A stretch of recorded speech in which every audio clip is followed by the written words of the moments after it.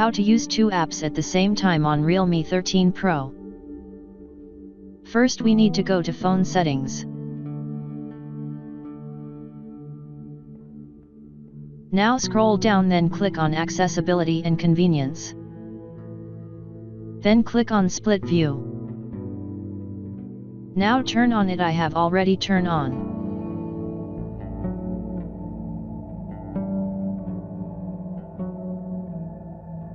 Now let's test.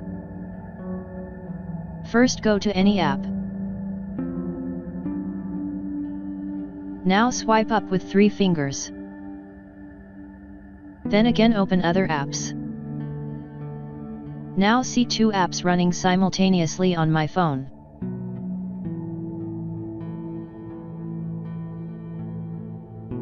Thanks for watching. Please subscribe to my channel.